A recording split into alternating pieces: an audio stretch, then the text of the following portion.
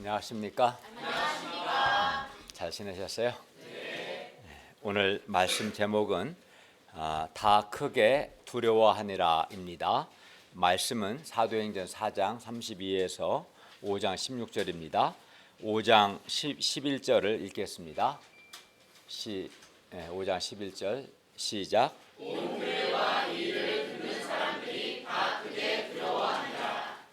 기도하겠습니다. 은혜로우신 주님, 이 시간 우리가 성부, 성자, 성령 하나님을 예배하게 해주셔서 감사합니다. 우리 마음에 주님의 은혜에 감사하고 주님을 기쁘시게 하고자 하는 열망을 가지고 하나님을 예배하게 해주십시오.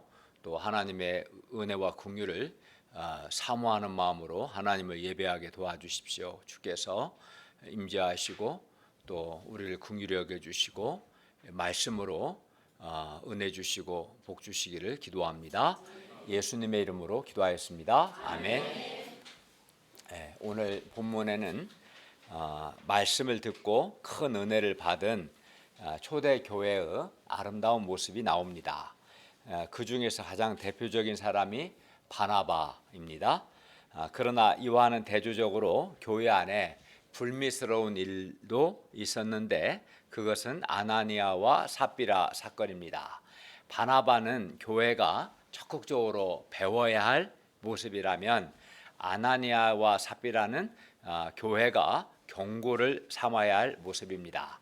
오늘 말씀을 통해서 성령 하나님이 내주하시는 공동체로서 우리 교회는 어떠한 모임이 되어야 하는가 배울 수 있기를 기도합니다. 4장 32절부터 37절은 초대교회의 아름다운 모습을 말씀해 줍니다. 4장 32절을 보십시오. 믿는 무리가 한 마음과 한 뜻이 되어 모든 물건을 서로 통용하고 자기 재물을 조금이라도 자기 것이라 하는 이가 하나도 없더라. 33절부터 35절을 보십시오. 사도들이 큰 권능으로 주 예수의 부활을 증거했고 무리가 큰 은혜를 받아 그 중에 가난한 사람이 없었습니다. 이는 교회에 물질적인 필요가 있을 때마다, 예를 들어 교회에 가난한 사람들을 구제해야 할 필요가 있을 때마다 밭과 집이 있는 사람들은 팔아서 그 판 것의 값을 가져다가 사도들의 발 앞에 두었고 사도들은 그것을 각 사람의 필요를 따라 나누어 주었기 때문입니다. 그러니까 가난한 사람이 발생했을 때 각 사람의 필요를 따라 나누어 주었기 때문에 교회에 가난한 자가 없었습니다. 그리고 이는 이렇게 한 것은 누구의 요구나 그렇게 하라는 요구나 또는 강요에 의해서가 아니라 하나님의 말씀을 듣고 큰 은혜를 받아서 자발적으로 행한 것이었습니다. 그러면 초대교회에 어떻게 자발적으로 헌신하는 이런 아름다운 역사가 일어날 수 있었을까요? 여기에는 크게 두 가지 이유가 있습니다. 먼저는 믿는 무리가 한 마음과 한 뜻이 되었기 때문입니다. 32절은 말씀합니다. 믿는 무리 우리 신자죠. 한 마음과 한 뜻이 되어 모든 물건을 서로 통용하고 자기 재물을 조금이라도 자기 것이라 하는 이가 하나도 없더라. 초대교회가 가난한 사람들을 돌보기 위해서 이기심을 극복하고 자기 소유를 팔고 그 판 것의 값을 교회에 드릴 수 있었던 것은, 헌금할 수 있었던 것은 그들이 예수님 안에서 한 마음과 한 뜻이 되었기 때문입니다. 그러므로 믿는 자들이 예수님 안에서 한 마음과 한 뜻이 되는 것이 아주 중요합니다. 그러니까 한 마음과 한 뜻이 되면 다른 동역자들을 귀하게 여기고 돌보고자 하는 마음, 사랑하고자 하는 마음, 섬기고자 하는 마음이 생기죠. 예수님 안에서 한 마음과 한 뜻이 될 때 아름다운 섬김과 헌신의 역사가 일어납니다. 그리고 우리가 예수님 안에서 한 마음과 한 뜻이 되는 것이 예수님을 바르게 믿는 것이고 이것이 이제 바른 신앙입니다. 그러면 우리가 어떻게 예수님 안에서 한 마음과 한 뜻이 될 수 있을까요? 그러니까 한 마음과 한 뜻이 되는 것이 바른 믿음이고 바른 신앙이고, 또 한 마음과 한 뜻이 될 때 서로를 돌아보고 서로를 섬기고 서로에게 헌신할 수 있잖아요. 어떻게 이렇게 세상 어디 가도 한 마음과 한 뜻이 안 되죠. 사람들이 막 갈등하고 다투고 막 그러지 않습니까? 근데 초대교회는 베드로의 설교를 통해서 3,000명이 회개하고 그 다음에 5,000명 회개하고 적어도 8,000명이 넘는 숫자가 어떻게 한 마음과 한 뜻이 될 수 있었을까요? 이는 각 사람이 한 성령의 다스림을 받고 성령께 순종할 때 한 마음과 한 뜻이 될 수 있습니다.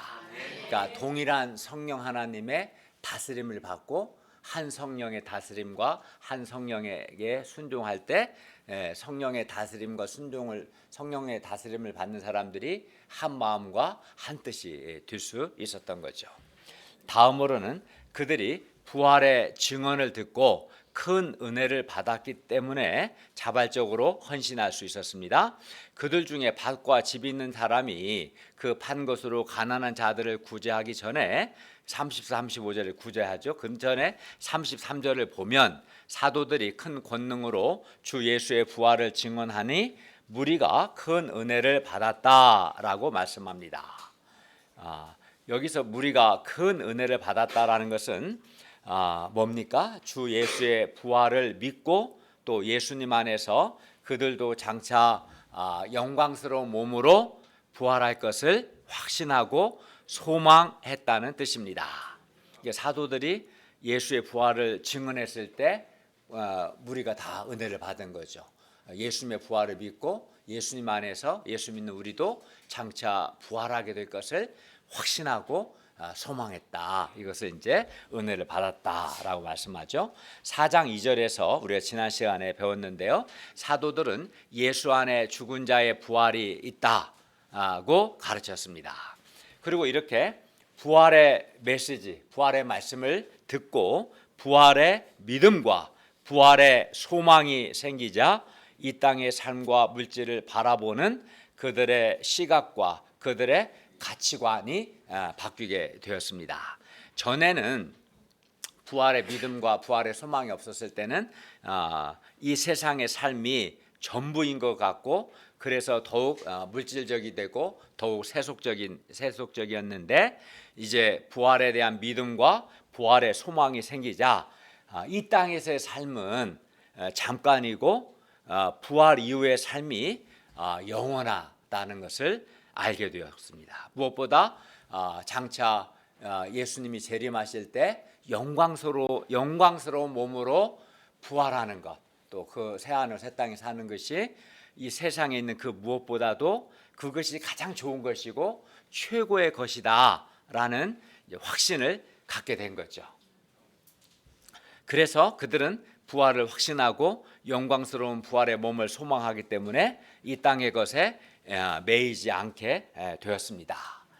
그리고 재물을 가치 있는 일, 곧 주님과 복음 역사를 위해서 그리고 동역자들과 양들을 섬기기 위해서 사용하고자 하는 마음이 생겼습니다. 그들이 부활의 메시지를 듣고 큰 은혜를 받았을 때 정말 예수님의 부활을 믿고 또 예수 믿는 신자들의 영광스러운 몸의 부활을 확신하고 그 부활을 소망하게 되니까 더 이상 그들은 이 땅의 것에 매이지 않고 재물을 사람들을 돕고 사람들을 섬기고 사람들을 살리는 일에 이런 선한 역사를 위해 사용하는 자들이 되었습니다. 그러니까 마음에 영광스러운 몸의 부활을 확신하고 소망하게 되면 그 확신과 소망이 있으면 있을수록 땅의 것들에 대해서 자유하게 되죠. 나에게 가장 좋은 것, 최고의 것을 내가 확신하게 되면 다른 것들이 작아 보이는 거죠. 사실은 그들이 바로 그러했습니다. 그래서 그들은 재물을 가치 있는 일, 그 주님과 복음 역사를 위해서 동역자들과 양들 섬기기 위해서 사용하고자 했고 또 실제로 그렇게 했습니다. 그 결과 교회에 가난한 사람이 없게 된 것입니다. 그러니까 부자가 더 부자가 되고자 했다면 빈부격차가 교회 바깥뿐만 아니라 교회 안에도 심해졌을 텐데 그들에게 부활의 말씀을 듣고 부활을 확신하고 부활을 소망하자 이 물질을 이 땅의 삶은 잠깐이고 더 영광스러운 몸의 부활에 대한 소망이 있기 때문에 이 나에게 있는 또 하나님이 넉넉하게 주신 것을 선한 일에 가치 있는 일에 써야겠다 이런 마음이 생긴 거죠. 그래서 이제 보니까 기본적인 생활에 너무 안 되는 어려운 동역자들을 돌보고자 했고 그러다 보니까 교회 안에 가난한 사람이 없게 된 거죠. 물론 교회 밖에는 가난한 사람이 너무 많은 거죠. 빈부격차가 심한 거죠. 양극화가 심했던 거겠죠. 예. 그런데 초대교회의 이런 아름다운 역사는 누가 시키거나 막 요구하거나 강요해서 일어난 것이 아니었습니다. 성령 하나님의 다스림을 받아서 한 마음과 한 뜻이 되고 마음과 뜻이 하나가 되고 또 하나님의 말씀의 은혜를 받음으로 일어난 아주 자발적인 역사였고 자원하는 역사였습니다. 그러니까 성령의 감동을 받고 말씀의 은혜를 받아서 자발적으로 자원해서 하니까 어떻겠어요? 모든 사람들의 마음에 기쁨이 있고 마음에 하나님의 은혜가 있었습니다. 그런데 우리 한강교회에도 이런 아름다운 역사가 있었고 또 지금도 있습니다. 우리 목자님들은 해마다 하나님의 역사를 위해서 헌신적으로 헌금을 드렸습니다. 하나님께 인색하지 않고 풍성했고 하나님께 대해서 또 동역자들 양들에 대해서 풍성했습니다. 그래야 우리 목자님들이 드린 헌금으로 이렇게 예배를 드리고 성경 공부할 수 있는 이곳 교회 공간을 마련하게 됐고 또 말씀 역사와 제자 양성 역사를 섬기고 또 세계 선교를 지원했습니다. 선교사들을 지원했습니다. 우리 목자님들 역시 성령의 감동을 받고 말씀의 은혜를 받아서 자원하는 마음으로 그렇게 했습니다. 하나님께서 우리 동역자들에게 큰 복을 주시고 또 우리 가운데 이런 아름다운 역사가 앞으로도 계속되기를 바랍니다. 초대교회는 이렇게 예수님을 바르게 믿었고 바른 삶이 있었습니다. 예수님을 믿는다 하면서도 불신자보다 더 세속적이고 땅의 것을 추구하고 그런 자는 예수님을 바르게 믿는 게 아닙니다. 바른 신앙도 아닙니다. 가짜입니다. 그런데 초대교회는 그렇지 않았습니다. 바른 믿음이 있었고 바른 삶이 있었습니다. 그리고 이러한 초대교회에 크게 은혜가 되고 위로가 되는 사람이 있었는데 그는 바로 바나바라는 별명을 가진 요셉이었습니다. 36, 37절을 보십시오. 구브로에서 난 레이족 사람이 있으니 이름은 요셉이었습니다. 사도들이 그를 일컬어 바나바라 하였는데 이 바나바를 번역하면 위로의 아들이라는 뜻입니다. 그가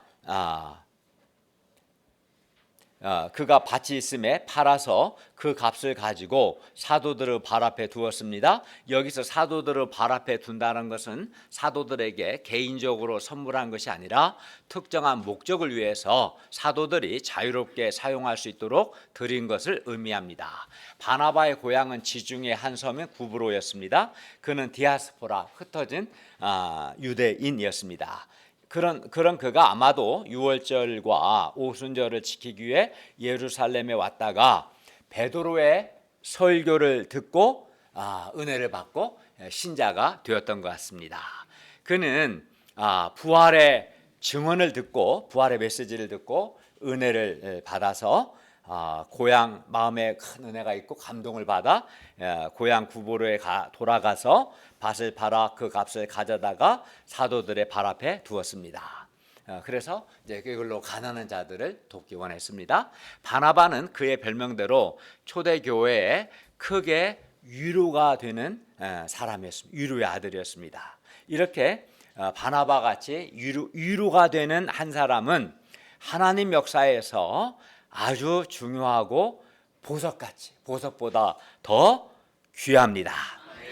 그러니까 바나바를 통해서 예루살렘 교회가 큰 위로를 받았던 거죠. 바나바는 성령의 감동을 받고 말씀의 은혜를 받아서 자원해서 자발적으로 자기 밭을 팔아 교회 헌금하고 그 헌금으로 교회 안에 있는 가난한 자들 도왔어요. 그러니까 그러자 예루살렘 교회가 이 바나바의 행동을 통해서 가난한 자들이 도움을 받고 교회 전체가 큰 위로를 얻게 된 거죠.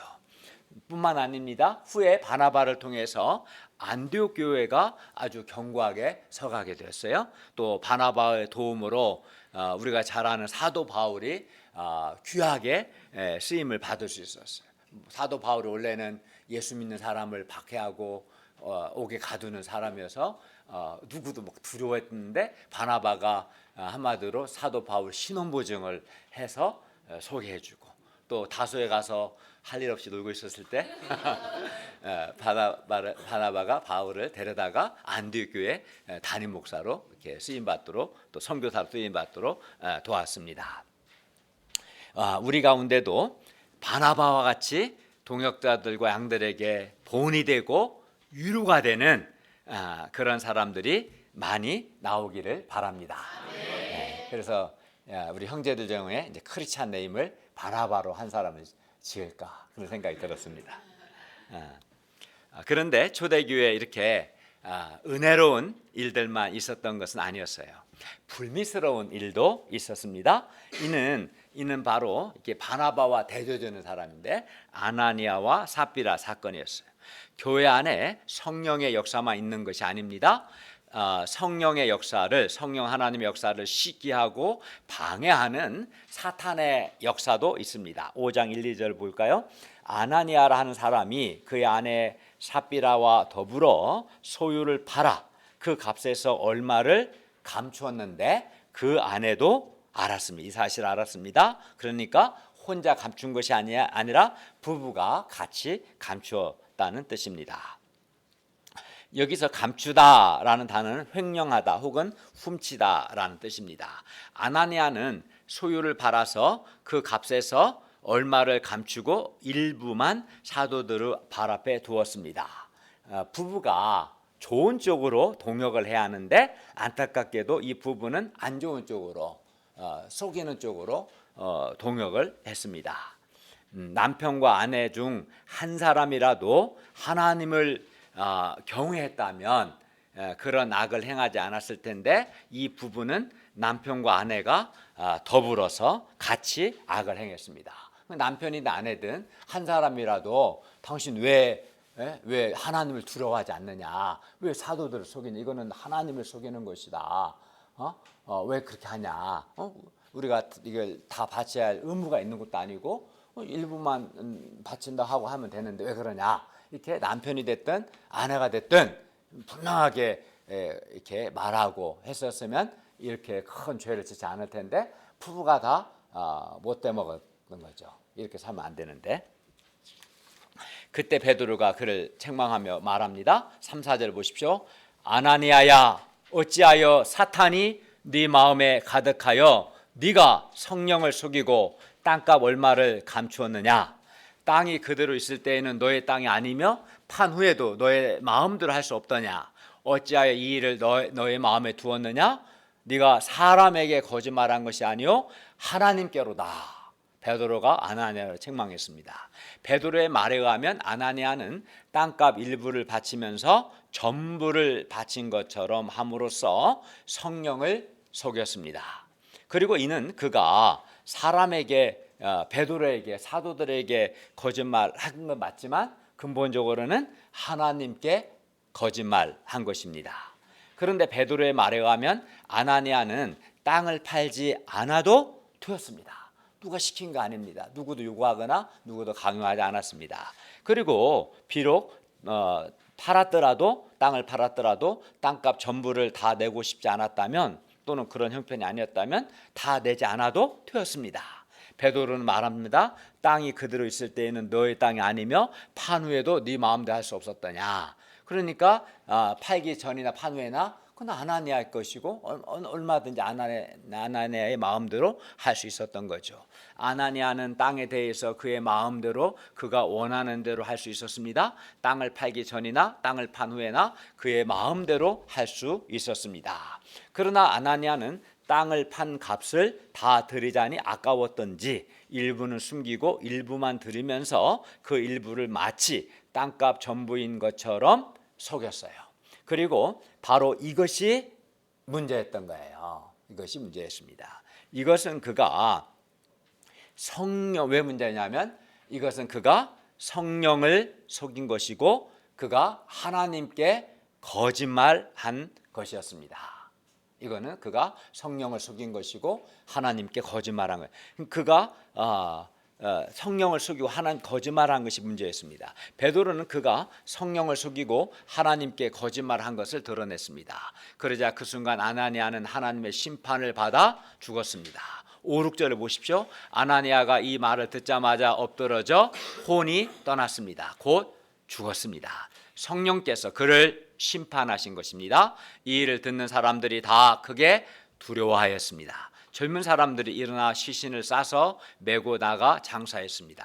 7, 8절을 보십시오. 3시간쯤 지나 그의 아내가 그 일어난 일을 알지 못하고 들어왔습니다. 베드로가 묻습니다. 그 땅 판값이 이것뿐이냐? 내게 말하라.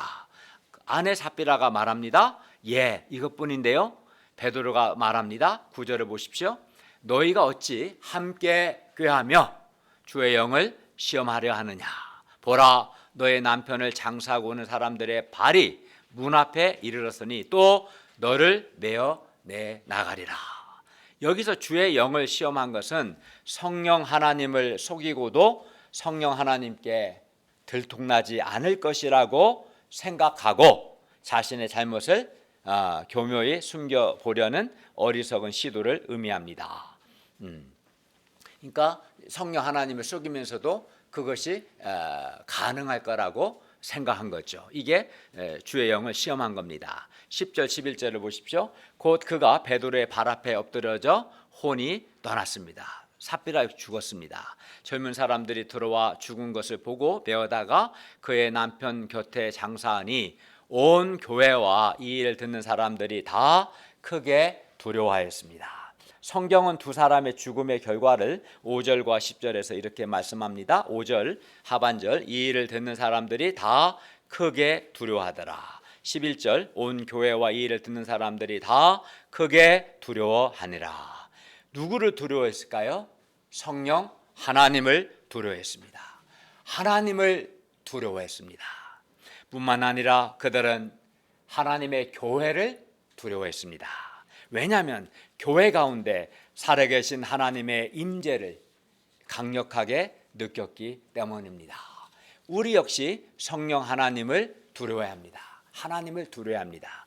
성령 하나님께 진실해야 합니다. 하나님을 속이려 하지 않아야 합니다. 더 나아가 성령의 인도하심을 받고 성령 하나님께 순종해야 합니다. 이 상에서 아나니아와 삽비라는 즉사했습니다. 아나니아와 삽비라는 도대체 얼마나 심각한 죄를 지었기에 즉사해야 했을까요? 하나님은 왜 그들을 그 자리에서 바로 심판하셨을까요?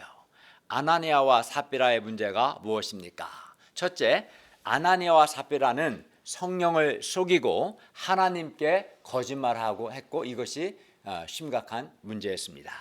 베드로는 아나니아에게 네가 어찌하여 사탄이 네 마음에 가득하여 네가 성령을 속이고 땅값 얼마를 감추었느냐? 네가 사람에게 거짓말한 것이 아니요 하나님께로다라고 책망했습니다.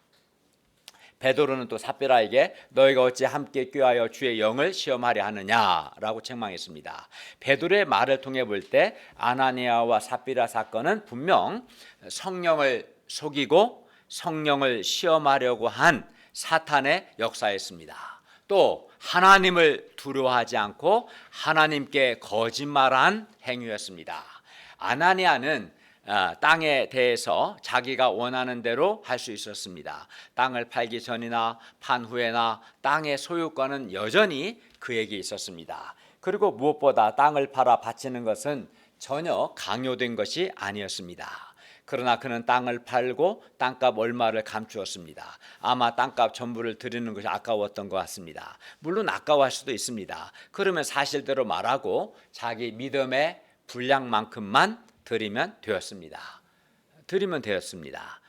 그러나 그 문제는 그가 땅값 얼마를 감추고 일부를 들으면서도 마치 전부를 들으는 것처럼 했다는 것이죠. 그리고 그것은 베드로가 보기에 그 행위는 성령을 속이는 것이었고 하나님께 거짓말한 것이었습니다.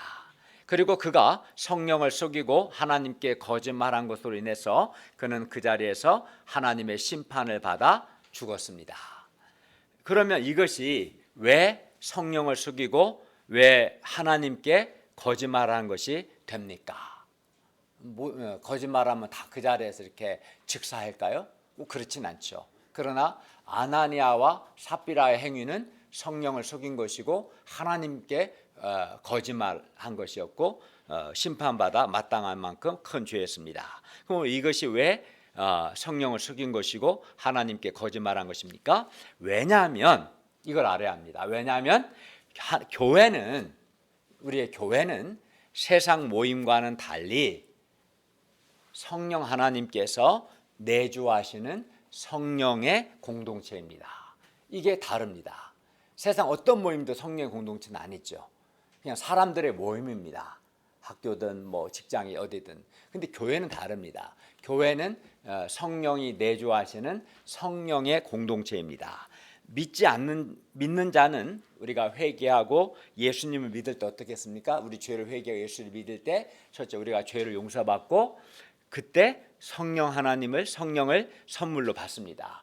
회개하고 예수님을 믿으면 죄를 용서받고 그때 성령을 선물로 받습니다. 그리하여 성령님께서 예수님을 그리스도로 믿는 사람 안에 내주하십니다. 예수님을 믿으면 죄를 용서받고 성령의 내주한다면 성령께서 우리 안에 계신다는 뜻이죠. 성령의 내주가 주어집니다. 그래서 사도 바울은 로마서 8장 9절에서 누구든지 그리스도의 영 곧 그리스도의 영은 성령님인데 성령이 없으면 그리스도의 사람 신자가 아니다라고 말했습니다. 신자는 성령이 내주하시는 사람이고, 그러니까 신자는 성령이 내주하시는 사람이고 또 그 내주하시는 성령 하나님의 다스림과 성령의 인도함을 받고 성령 하나님께 순종하는 사람입니다. 이게 신자입니다. 신자와 불신 차이가 이겁니다. 그냥 교회 예배 나온다 해서 신자가 아닙니다. 성령이 그 사람 안에 내주하고 그 신자는 자기 안에 내주하시는 성령 하나님의 다스림과 성령 하나님의 인도함을 받고 성령께 순종하는 사람, 이게 바로 신자입니다. 신자의 정체성이죠. 그리고 이러한 성령에 내주하는 이러한 신자들의 모임이 바로 교회입니다. 교회는 성령이 내주하는 신자들의 모임입니다. 그래서 성령의 공동체가 되죠. 그리고 교회는 성령이 내주하는 사람들의 공동체, 즉 성령의 공동체입니다. 초대 교회 가운데 믿는 자들이 한 마음이 한 뜻이 될 수 있었던 것도 성령님께서 역사하셨기 때문이고요. 또 그들이 부활의 메시지를 듣고 큰 은혜를 받을 수 있었던 것도 성령님께서 그들에게 역사하시고 은혜를 주셨기 때문입니다. 성령님께서 또 각 사람의 마음에 가난한 자들을 구제하고자 하는 소원을 주셨습니다. 그런데 문제는 아나니아와 삽비라가 사탄의 시험을 받은 것입니다. 그래서 베드로는 아나니아에게 사탄이 너의 마음에 가득하다고 책망했습니다. 사탄은 아나니아와 삽비라의 마음 가운데 땅을 판 값의 얼마를 감추라고 속삭였습니다. 이때 성령께서는 아마도 아나니아와 삽비라의 마음에 그들의 양심에 거리끼는 마음을 주셨을 겁니다. 이거 옳지 않다. 그렇게 하면 거리끼는 마음을 주셨을 겁니다. 그러나 아나니아와 삽비라는 이러한 성령을 무시하고 성령을 속였습니다. 성령 하나님을 두려워하지 않았습니다. 사탄은 아나니아와 삽비라를 통해서 성령의 공동체인 하나님의 교회를 파괴하려고 했습니다. 성령을 두려워하지 않고 성령을 무시하면 그게 성령의 공동체를 파괴하는 것이죠. 그리고 이는 초대교회의 최대 위기였습니다.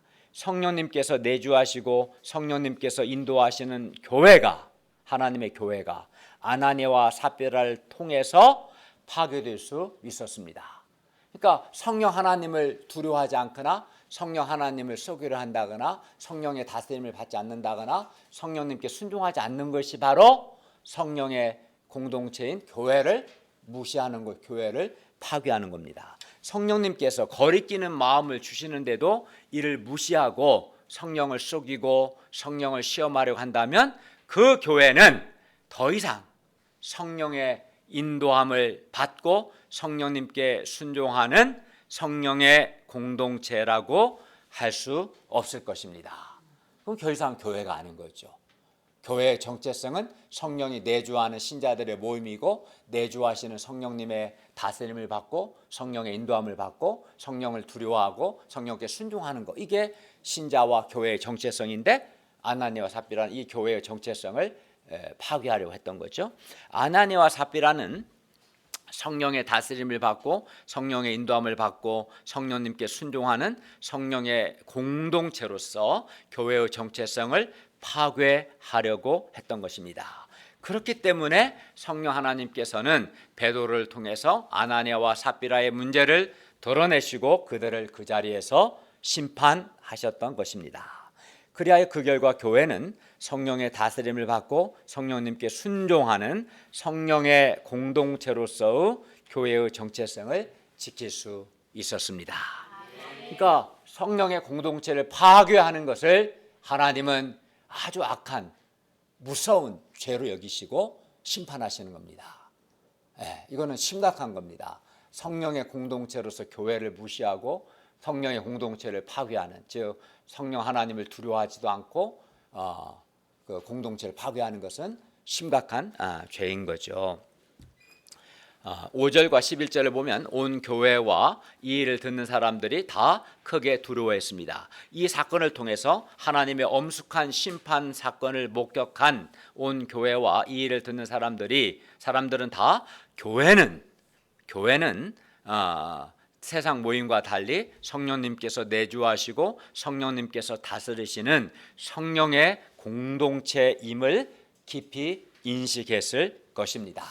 성령님을 두려워하지 않고 성령님을 속이거나 성령님을 시험하려고 해서는 안 된다는 것도 분명히 이 사건을 통해 배웠을 것입니다. 이 사건 이후 교회는 더욱 하나님을 두려워하고 성령의 인도하심을 받고 성령님께 순종하고자 했을 겁니다. 물론 하나님 앞에서 더욱 진실하고자 했을 겁니다. 속일 수 없구나, 속이면 안 되는구나 깨달았을 겁니다. 아나니아와 삽비라 사건 이후 사람들의 마음 가운데 하나님을 두려워하고 하나님을 경외하는 역사가 있었을 겁니다. 또 교회와 교회 지도자들에 대해서도 함부로 대하지 않고 경외심을 가졌을 겁니다. 여러분, 교회는 세상 모임과 다릅니다. 교회는 단순히 사람들로 구성된 사람들의 모임이 아닙니다. 교회는 성령 하나님께서 각 사람을 다스리시고 인도하시는 성령의 공동체입니다. 성령 하나님께서 믿는 자 안에 내주하시고 우리 교회 공동체 가운데도 거하십니다. 그리고 성령 하나님께서 우리 각 사람과 우리 교회 공동체를 다스리시고 인도하십니다. 따라서 우리는 성령님을 속여서는 안 됩니다. 성령님을 시험하려고 해서도 안 됩니다. 물론 하나님께 거짓말해서도 안 됩니다. 우리가 하나님 앞에서 진실하고 살아계신 하나님을 두려워할 수 있기를 바랍니다. 우리가 성령 하나님의 다스림을 받고 인도하심을 받고 성령 하나님께 순종할 수 있기를 바랍니다. 이것이 신자의 정체성이고 이것이 교회의 정체성입니다. 하나님을 두려워하지 않는다면 그게 무슨 신자겠습니까? 내주하시는 성령의 다스림을 받지 않고 성령께 순종하지 않는다면 그게 무슨 신자입니까? 가짜죠. 불신자죠. 그런 자들의 모임이 무슨 교회겠습니까? 신자라는 것은, 교회라는 것은 예수 믿을 때 주 용서를 받고 성령이 내주를 경험하고 내주하시는 성령님을 두려워하고 성령의 다스림을 받고 성령 하나님의 인도하심 받고 성령께 순종하는 자들이 올바른 신자들이고 그들의 모임이 교회입니다. 우리가 하나님의 교회에서 그리고 하나님 앞에서 진실할 수 있기를 바랍니다. 성령님께서 우리 마음에 거리끼는 마음을 주실 때, 어떤 일을 할 때 거리끼 양심이 우리의 신앙 양심에 성령께서 내가 거스르면 거리끼는 마음을 주시고 옳지 않은 일을 행하면 거리끼는 마음을 주십니다. 그리고 성령님께서 우리 마음에 거리끼는 마음을 주실 때 즉각 회개하고 고집하지 않고 즉각 회개하고 성령님께 순종할 수 있기를 바랍니다. 그리하면 그 사람은 성령의 충만함을 받게 됩니다. 그리고 더 나아가 우리가 하나님과 하나님의 교회와 교회 지도자들에 대해서도 경외심을 갖기 바랍니다. 왜냐하면 그들은 성령께서 쓰시는 도구들이기 때문입니다. 그들을 거스르는 것은 결국은 성령 하나님을 거스르는 것과 같습니다. 둘째, 아나니아와 삽비라는 성령의 감동을 받고 말씀의 은혜를 받아 행한 자발적이고 자원하는 은혜의 역사를 마치 사람의 강요에 의해서 억지로 하는 율법적인 역사로 바꾸려고 했습니다. 초대교회에서 믿는 무리가 한 마음과 한 뜻이 되어 모든 물건을 서로 통용하고 자기 재물을 조금이라도 자기 것이라 하지 않는 역사는 그들이 성령의 감동을 받고 말씀의 은혜를 받아서 행한 자발적이고 자원하는 역사였습니다. 어느 누구도 그렇게 하라고 강요하거나 요구하지 않았습니다. 또 부활의 메시지를 듣고 큰 은혜를 받아서 행한 은혜의 역사였습니다. 마음에 성령의 감동과 하나님의 은혜가 있었기 때문에 기쁨과 감사로 행한 것이었습니다. 그리고 자원함과 기쁨과 은혜로 행했기 때문에 그들에게 기쁨이 충만했고 모두가 또 풍성했습니다. 그러나 아나니아는 억지로 했습니다. 억지로. 이렇게 억지로 하니까 당연히 그의 마음에 감사와 기쁨이 없죠. 또 하나님께 드리는 것이 아까웠어요. 그러니까 마음에 성령의 감동과 말씀의 은혜를 받아 행하면 자원해서 기쁨으로 하니까 하고도 기쁘고 모든 사람이 은혜가 있고 충만케 돼요. 근데 억지로 하니까 마음에 기쁨이 없겠죠. 억지로 하니까 은혜도 없겠죠. 또 아깝겠죠. 돈도 아깝고 시간도 아깝겠죠. 억지로 한 사람들은 아까워합니다. 그래서 아나니아는 땅 판값에서 얼마를 감췄고 그 일은 성령을 속인 것이고, 왜냐하면 성령이 다스리시는 공동체인데 그는 성령을 속인 것이고 하나님께 거짓말한 것이었습니다. 한마디로 아나니아는 하나님의 은혜의 역사와 자원함의 역사를 마치 억지로 한 강요된 역사처럼 바꿔버리려고 했던 겁니다.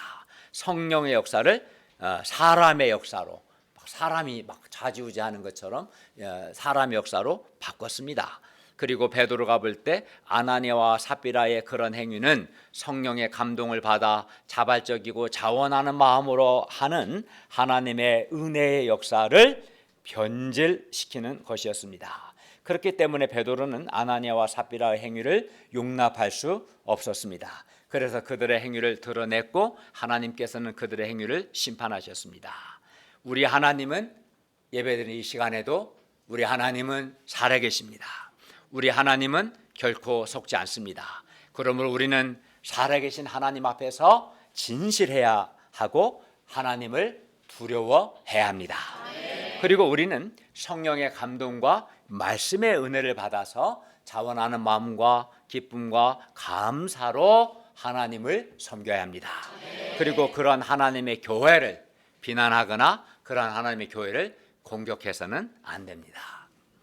하나님께서 하나님의 교회에서 아나니아와 삽비라는 이 불순물을 제거했을 때 예수님을 믿고 주님께로 나아오는 역사가 더 많아졌습니다. 12에서 14절, 16절을 보십시오. 사도들의 손으로 민간의 표적과 기사가 많이 일어나매 믿는 사람이 다 마음을 같이하여 솔로몬 행각에 모였습니다. 그 나머지는 감히 그들과 상종하는 사람이 없으나 백성이 칭송했습니다. 14절을 읽겠습니다. 시작. 믿고 주께로 나오는 자가 더 많으니 남녀의 큰 무리더라.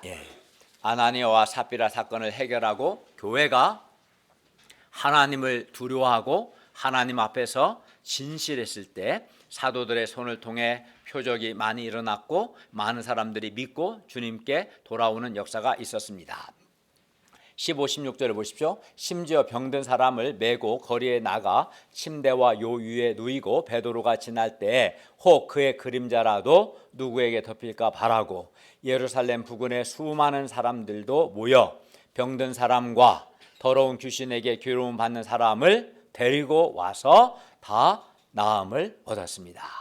하나님께서는 하나님을 두려워하고 진실한 교회에 사도들을 통해서 하나님의 능력을, 하나님의 은혜를 나타내셨고 그 능력을 보고 많은 사람들이 하나님께로 돌아왔습니다. 결론입니다. 교회는 주의 영 곧 성령 하나님께서 내주하시고 성령 하나님께서 다스리시고 성령의 인도함을 받고 성령 하나님께 순종하는 한마디로 성령의 공동체입니다. 세상 모임과 다릅니다. 그러므로 우리는 어떻게 하겠습니까? 우리는 첫째로 하나님을 두려워하고 하나님 앞에서 진실해야 합니다. 둘째로 성령 하나님의 다스림과 인도함을 받고 성령 하나님께 순종하는 성령의 공동체가 되도록 우리는 노력해야 합니다. 그러니까 하나님을 두려워하고 성령의 다스림과 인도함을 받고 성령 하나님께 순종하고자 해야 합니다. 그리하면 이게 교회 정체성이죠. 그리하면 성령 하나님께서 우리를 도우시고 우리에게 은혜와 복을 주실 것입니다. 우리에게 놀라운 은혜 역사를 이루실 것입니다. 우리가 하나님의 교회에서 진실하고 성령 하나님을 두려워하고 성령 하나님께 순종할 수 있기를 바랍니다. 그리고 하나님의 교회와 교회 지도자에 대해서도 함부로 행하지 않고 경외심을 가질 수 있기를 바랍니다. 기도하겠습니다.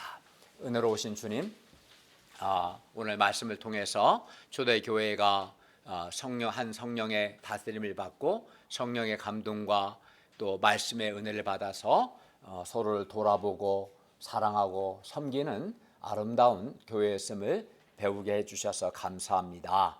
우리도 성령의 다스림을 받고 성령의 감동과 말씀의 은혜를 받아서 서로를 돕고 사랑하는 아름다운 사랑의 공동체가 되게 해주십시오. 무엇보다 교회는 예수 믿을 때 죄를 용서받고 성령을 선물로 받은 성령이 내주하시는 신자들의 공동체인 것을 새롭게 인식하고 하나님을 두려워하고 성령 하나님의 내주하시는 성령 하나님의 다스림과 인도함을 받고 성령님께 순종하는 정체성을 하나님을 두려워하고 하나님 앞에 진실한 이런 정체성을 저희가 잘 지켜서 성령님이 주시는 은혜와 복을 풍성히 누리는 올바르고 건강한 교회 공동체가 되게 하여 주시옵소서. 예수님의 이름으로 기도하였습니다. 아멘.